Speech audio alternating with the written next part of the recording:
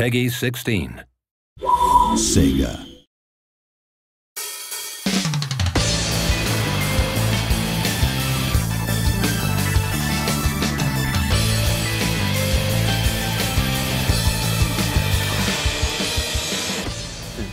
I joined Sega in 1993, so I'm going on my 19th year. Sega and Namco were the two giants back then. I applied to both, but just happened to interview with Sega first.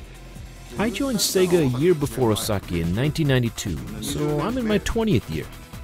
So the one project we worked on together side by side in the early days is Daytona, USA. And since then, we've been a team.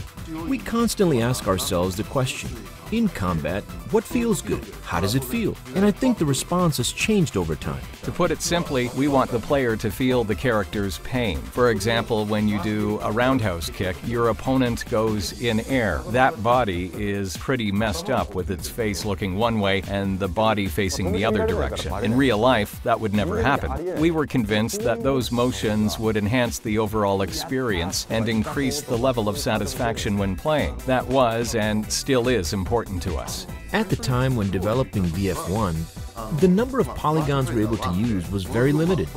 I mean, compared to what's possible today. The foundation was very poorly made.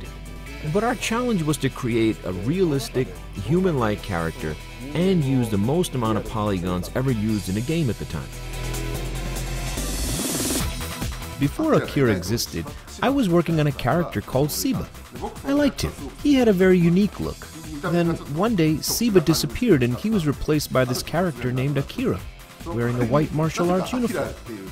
The only plausible explanation I can give is because Suzuki-san was really into Hakkyoku-ken at the time. I was told he replaced Seba with Akira because Seba ranked low in our playtest results.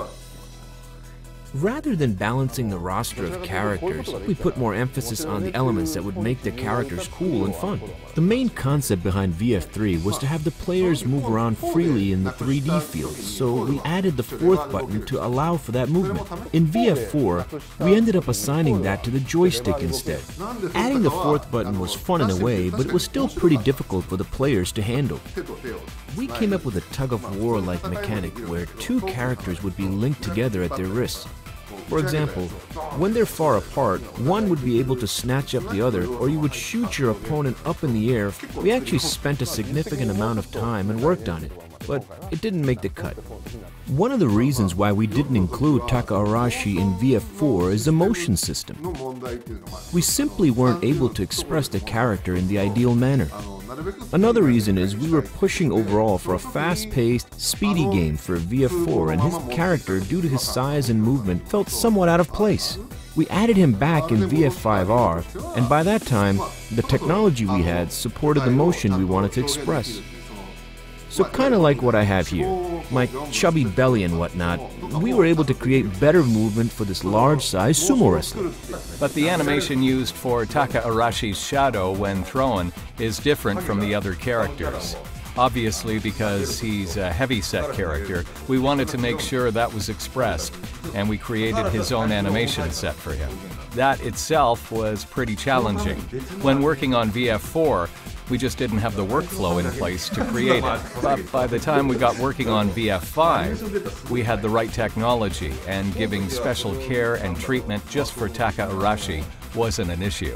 In VF4, we were capable of showing hard bodies, but not so much soft bodies. By VF5, we made a significant amount of progress, which allowed us to freely create soft bodies. Right, like the CG we're used to seeing today.